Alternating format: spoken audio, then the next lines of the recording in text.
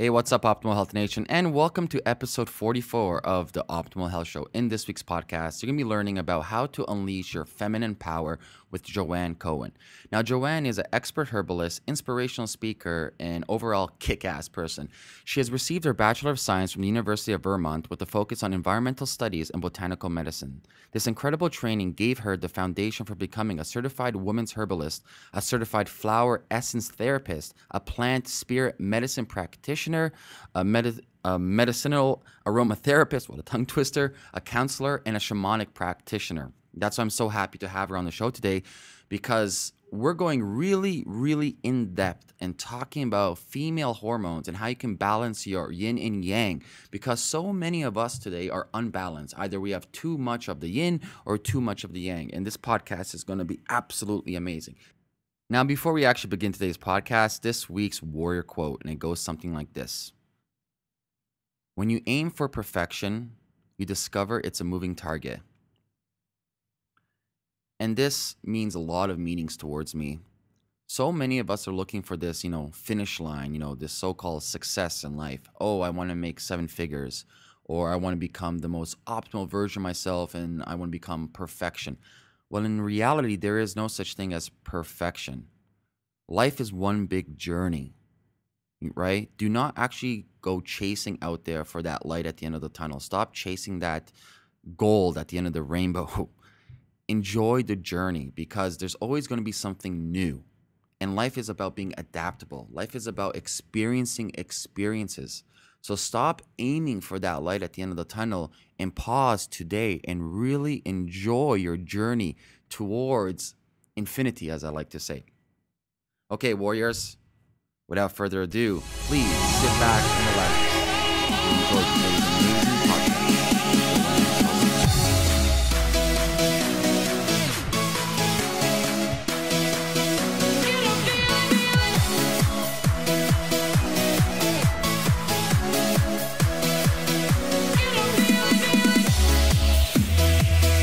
Hey, Joanne, I want to thank you so much for coming on the Optimal Health Show. How are you doing? I'm fantastic. Thank you. Awesome. So you reached out to me, I think it was a couple of weeks ago, and you're like, hey, Ameer, I would love to come on your show. So I decided to look you up, and I thought I was going to find the same thing I always find, people talking about the regular things for women hormone optimization. But I was kind of set back because what you're talking about is quite different from the rest of the people. And that's what kind of made you stick out to me. I'm like, wow, this is completely different, and I really vibe with it. So why don't we really jump in on the conversation today and explain your take on women and how they can optimize their hormones? Yeah, so how much time do you have? No, just kidding.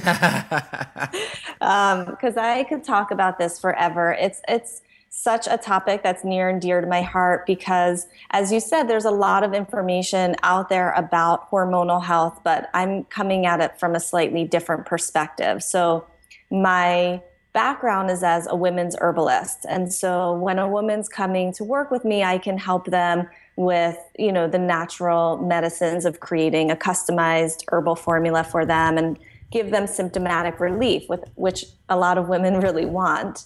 And yet there's this whole other piece of the conversation in my 14 years of doing this work. You start to see similar patterns and themes come up with women.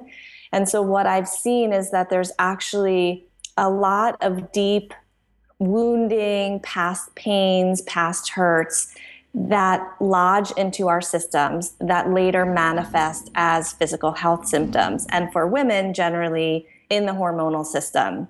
So my philosophy is sort of like, if you're going to heal the physical part of you, your feminine health, you also have to heal your heart. And your heart is really the foundation for healing. And so in my work, there's really a difference between health and healing. And I'm really more interested in healing. Health is great when you feel good and you have energy and you feel vibrant, but healing is when you're healed. You don't have that issue anymore and you can be your most authentic, radiant self and you get to move forward with your life. And now, so I was just going to, pause there for a second and ask you, when did you realize that the healing was much more important than dealing with the health? I think, so, when I was an herbalist, when I first started studying herbal medicine, I loved it. I was so excited. I loved making those customized formulas, but there was a part of me that felt like I'm still only focusing on the symptom, which is what our, medical allopathic system does. You get a pharmaceutical, it helps with the symptom.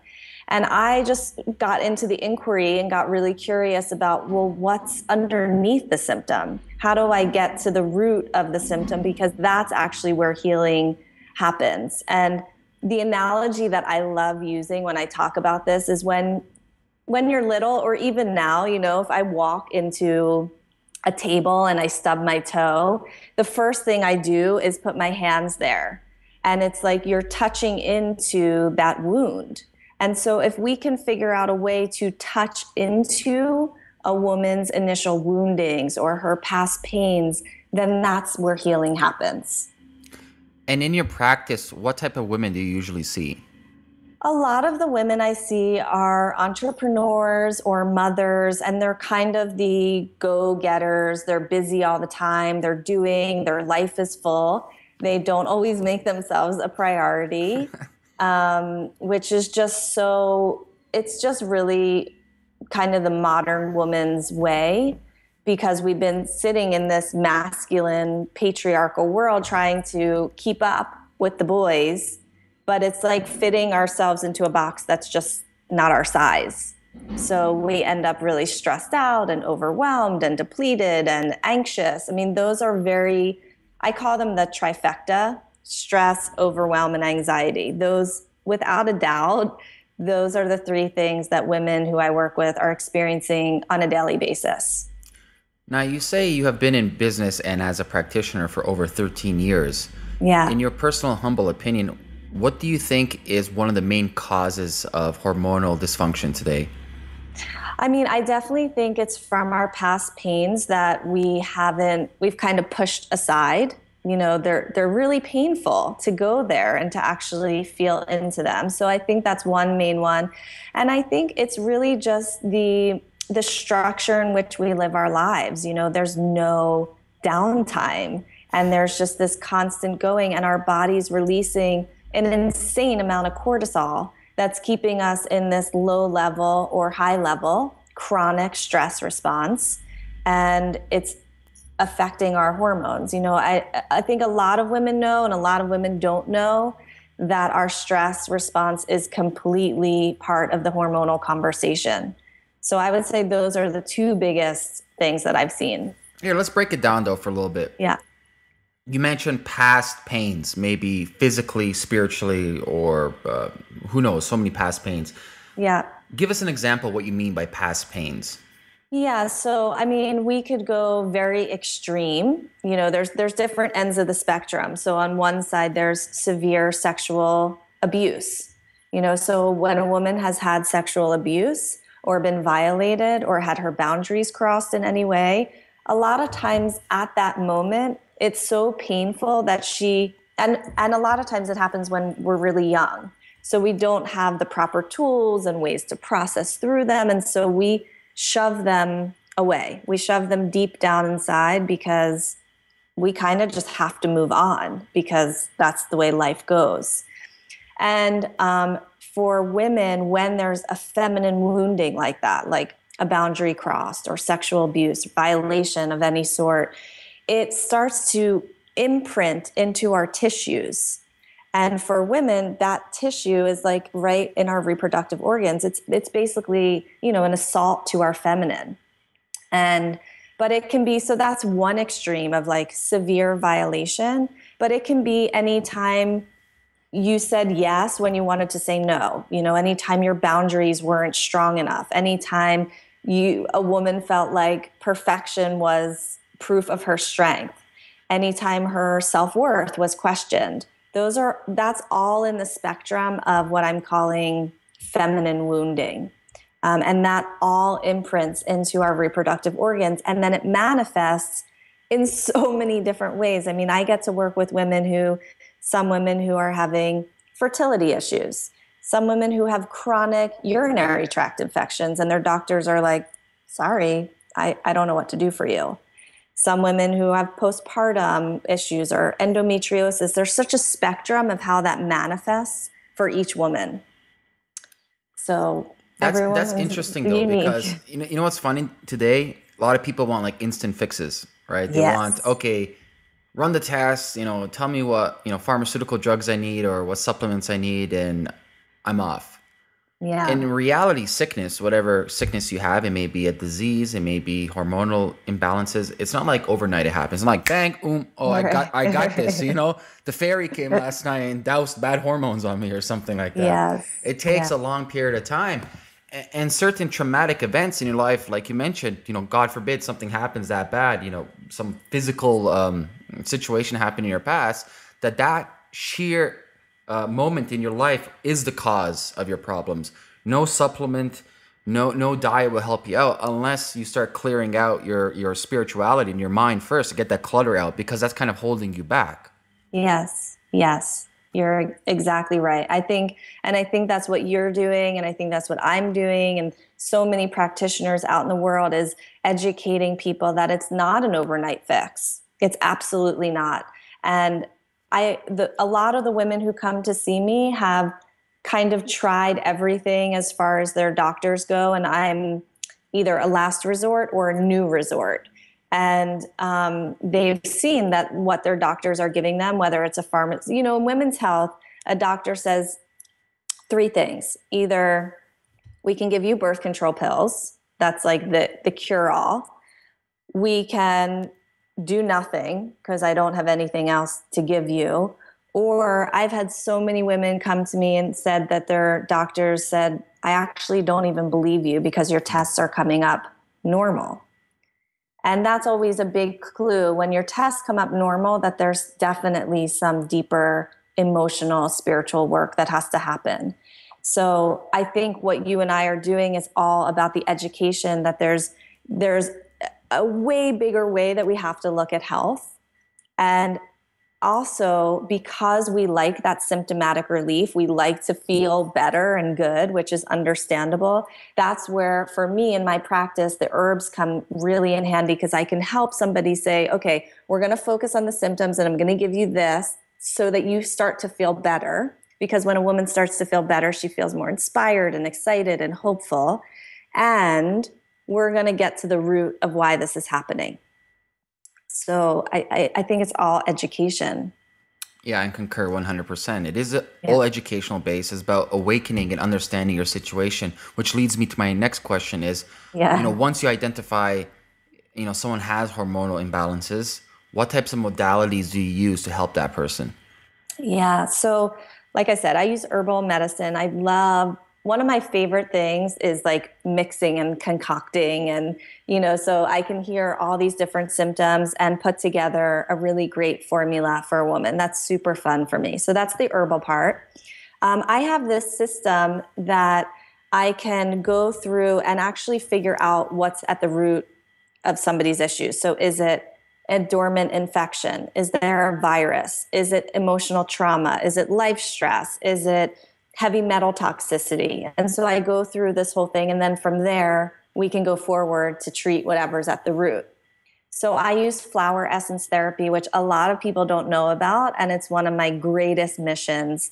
Flower essences are similar to herbal medicine. You take them internally, but they're working just on the emotional, whereas the herbs are working more on the physicality. Flower essences are really working on those past beliefs, those limiting beliefs, those fears, those self-doubts, those boundary issues, so that we can move that stuff and heal some of those beliefs that we have. And then I also use shamanic practices so that we focus more on the spiritual piece. If there's ancestral or karmic issues, then we can do shamanic practices. And then I also do, I'm a counselor, so that kind of comes in handy. And then there's also, I do feminine embodiment practices. And what that means is that so much of the time we're in our minds, like, oh, I really want to figure this out. And what was my childhood like? And like, we can get really heady about all of this. And for women, especially when we're talking about a health issue, I want to help women get really into their bodies and to feel empowered from that place. And so a lot of the work and practices that we do, homework assignments, are really for them to get into their body, to feel into their place of power, to their places of pleasure, and then to navigate through the world from that place rather than here, which holds all these stories. So it's a really beautiful kind of package of medicines, and every woman kind of resonates with different pieces of it. Let's go in a little bit more detail with the whole shamanic thing. Can you explain a little bit more in depth about that? Yeah, it's so esoteric and intangible. So let's see how much we can do. A lot of issues come from, especially for women, they come from our mothers, our grandmothers, that this whole lineage of women before us. And we learn so much from the women before us on how to be women. And sometimes those things are really positive, and sometimes they're actually really detrimental to our own evolution. And so we can use shamanic practices to help us to clear out any of these kind of ancestral pieces. So anywhere there's cords that have been attached energetically that just aren't serving us anymore, I teach my clients how to cut the cords so that they can own their own energy and somebody else's energy is theirs. And then we can do it for more even fun, kind of exciting stuff of how to connect to your power spirits, how to connect to your power animals. This is more for women who really want to go deeper into a spiritual realm, spiritual journey. So not all of my clients are let's do that. But there's some, with all of this kind of esoteric, intangible pieces, there's some real excitement that women have because it's out of the norm.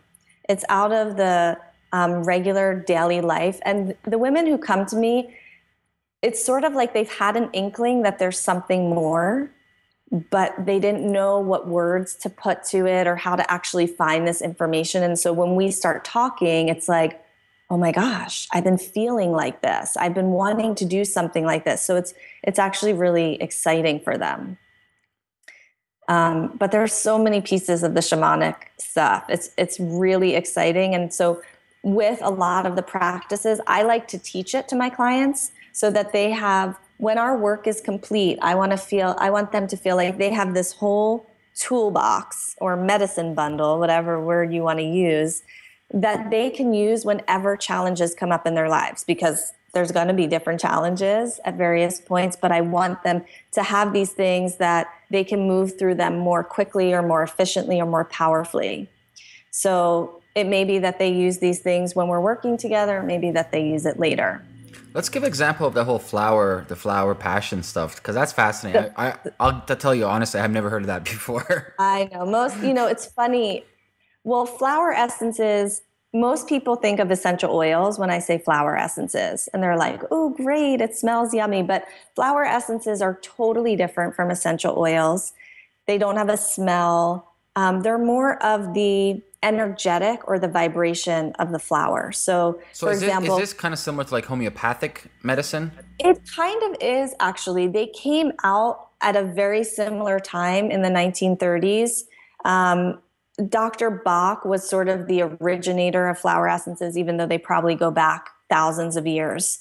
And he was also a homeopath. So there's definitely a similarity in how you do the dosages. Like in homeopathy, less is more, right? The more diluted something is, the more potent it is. Same with flower essences. The difference with flower essences and homeopathy is that with homeopathics, you're giving, whatever somebody's dealing with, you're kind of giving them a small piece of that. Flower essences is more so you and I are talking right now, and you have tons of amazing qualities about yourself. And right now in this conversation, I might know 3 of them, but you probably have thousands, right? And so flower essences are kind of the same thing. Every flower has hundreds of qualities to them, and they're used for emotion. So for example, I'm in Hawaii right now, and I'm looking out this window over here, and there's a red hibiscus. And hibiscus is actually used for a lot of sexual issues, which a lot of women have: sexual shame, sexual trauma, sexual suppression. And so we would use specific flowers to address those things. And so it's basically meeting you on an emotional level. And the really amazing thing about flower essences is that because they're more energetic and more vibrational, they don't interfere with any pharmaceuticals. So as an herbalist, I always have to be careful when I'm making an herbal formula. Is the person on a pharmaceutical? Is there going to be a drug interaction? Whereas a flower essence, because they're vibrational, I never have to worry about that. They're completely safe for babies, for children, for animals, for humans, and they work. I call them the fast track to healing. Like, so many of the clients that I work with have come into my office and say, I've been working with this issue for 10 years. I just cannot move past it. I can't make strong boundaries. When I say no, I feel tremendous guilt, all of these things. And they start taking flower essences and things just open and shift and change. And it's at such a subtle level that it's not like all of a sudden women are like, oh my God, I feel totally amazing. Life is the most, It's like, wow, I don't really have that issue anymore. Or, wow, I feel really good. So it's the subtle kind of the pulling back the layers of all these beliefs that we've thought to be our truths that aren't our truths, and how to really move through the world being in our power. And that means really letting go and releasing past stuff. Yeah. You know what I find so funny though? A lot of people today, they're like, oh, if it's not backed by clinical science, it must be hocus pocus or some kind of like voodoo magic. I'm like, yeah. And I always tell people, I'm like, listen, if I have a sickness and somebody gives me a stick off the ground and I'm healed next day, I don't care for scientific backings. Yeah. I'm healed. I feel better. You can take your science and, but the funny thing is what we accept as science is just what we're able to measure today by our technologies, right? Yeah. Our science today has evolved from 5 years ago, has evolved from 10 years ago. Who knows where it's going to be 100 years from now, right? Yes. We're actually just tapping into the world of quantum energies lately and really seeing studies that kind of correlate to homeopathy and the whole vibrational frequency, which is quite fascinating. So have you had any like naysayers come up to you and be like, flower, whatever, blah? I feel like, yes, that can definitely happen. I think that a lot of people, when I say flower essences, they just don't know what it is. So they may say like, oh, that's some like airy-fairy kind of stuff.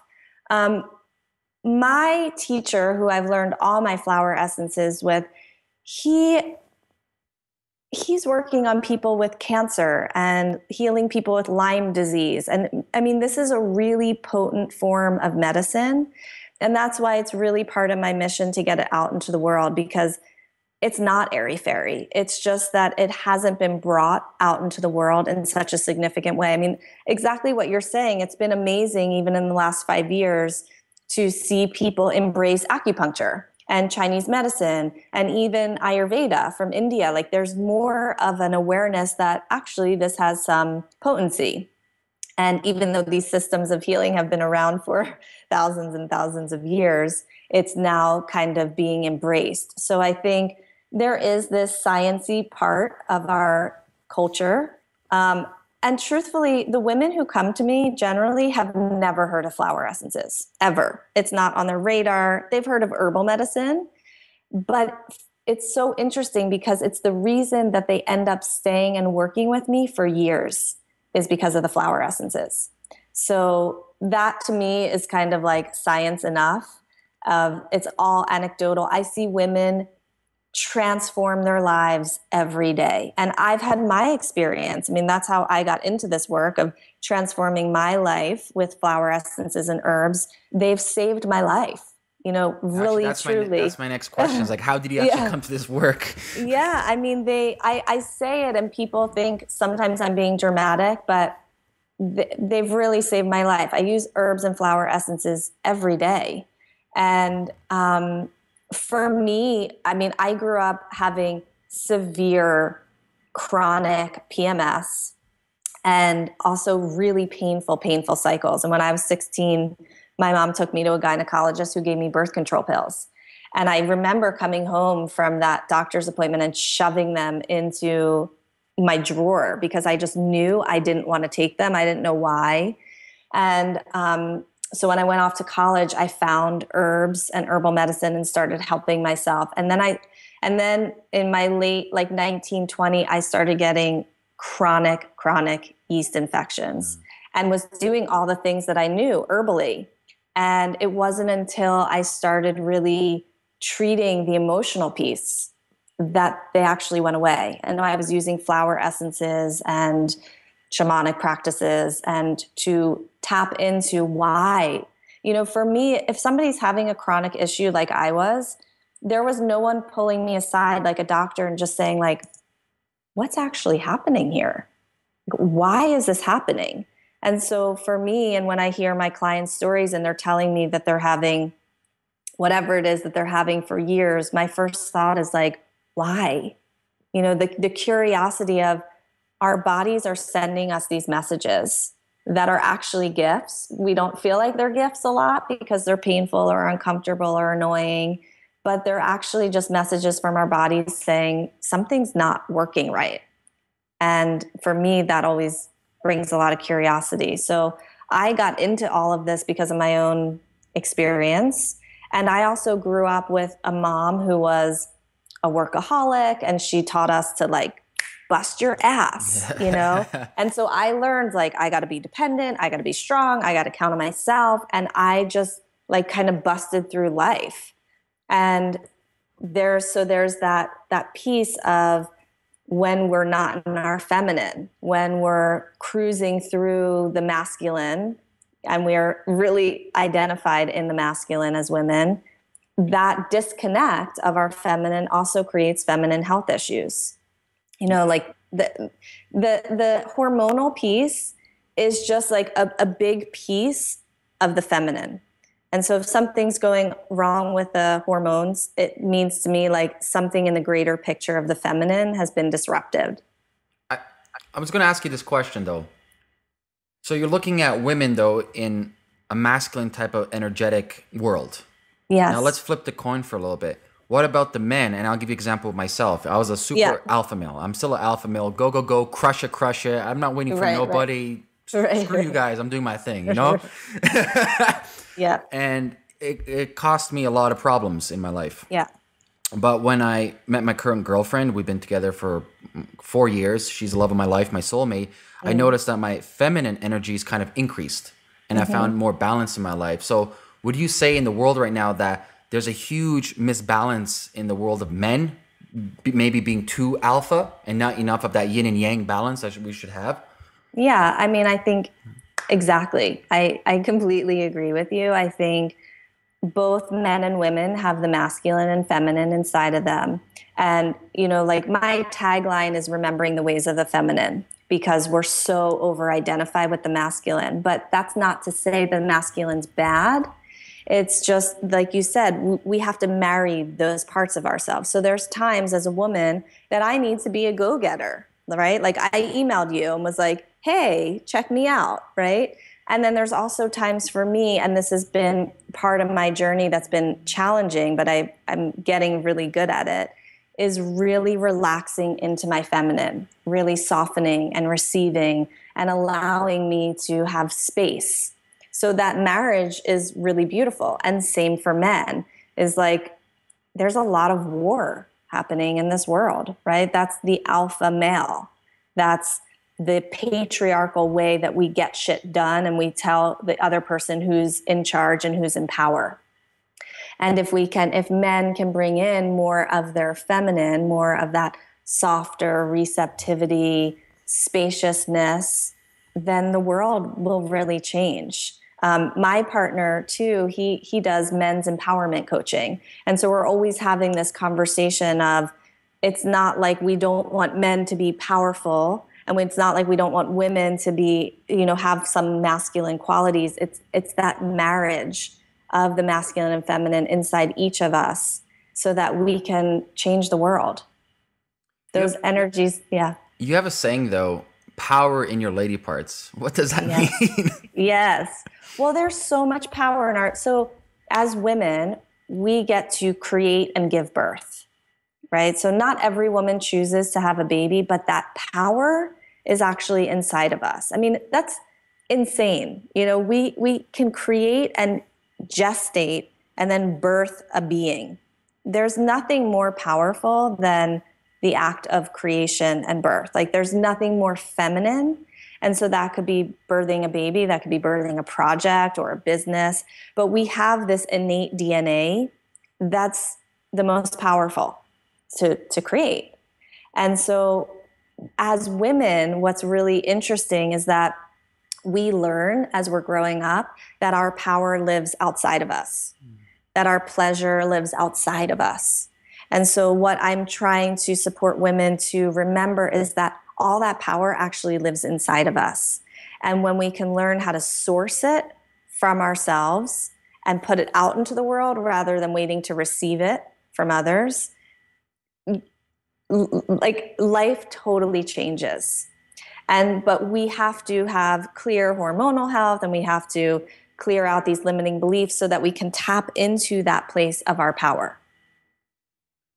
And this brings me to the final portion of the interview. I always ask Yeah. my guests this question. Oh yeah. If you had one answer, and this is the question I'm going to leave you with. In your humble opinion, what is your number one optimal health tip?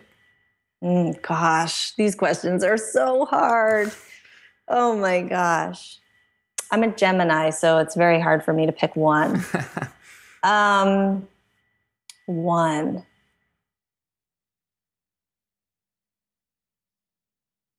Well, I would say for women, because there's a lot of stress that they're feeling, and they're constantly giving and giving and giving, and they're forgetting to prioritize themselves. One of the things that I would like to leave a woman with is realizing that the more filled up she is, the more juiced up, the more resourced she is within herself, the more radically different her life becomes, because our energy levels when we're stressed are pretty diminished and low, and we're not as available. And so for women to just find one thing for today or one thing for this week that brings you pleasure. It could be going for a walk in nature, or gardening, or being with your partner, or getting a massage, or cooking a delicious meal, but something that really fills you up. Because when we tell a woman like, oh, stop being stressed out, stress is the biggest hormonal enemy, it stresses a woman out more. You know, she's like, how do I not be stressed? I have so much to do. But if we can encourage and invite her to bring in something that fills her up, that juices her up, that brings in pleasure, then things start to shift and change. And the conversation of how she looks at her life becomes reframed. So I would say that maybe just for one thing is like to move from stress to pleasure, and just choose one thing for today or for this week. That's right. Simplicity is a key to brilliance, as the late Bruce Lee said once. Joanne, Yes. thank you so much for coming on the Optimal Health Show. Thank you so much. Where can people catch you at? Yeah, so my website, I'll say it and then spell it because it's kind of long, but it's my name. It's JoanneAmeyaCohen.com. So it's JoanneAmeyaCohen.com. JoanneAmeyaCohen.com. There's lots of videos there. There's lots of blogs. Like I want people to feel like they can come there and get information just like what you're doing that helps them to peel back the layers, or, you know, it's so overwhelming sometimes on Google, you know, you get so many results. So there's lots of educational content there for women. Awesome. Well, thank you once again, Joanne, and have an amazing day. Thank you so much, Ameer. Thank you. And there you have it, Optimal Health Warriors, episode 44 with Joanne, how to optimize your female hormones and your female chi. Now, before you go, one final thing. If you haven't already, please head over to www.ameerrosic.com/gift and get your free Optimal Health Warrior audiobook. Till then, warriors, live, breathe, grow. Warrior Unleashed.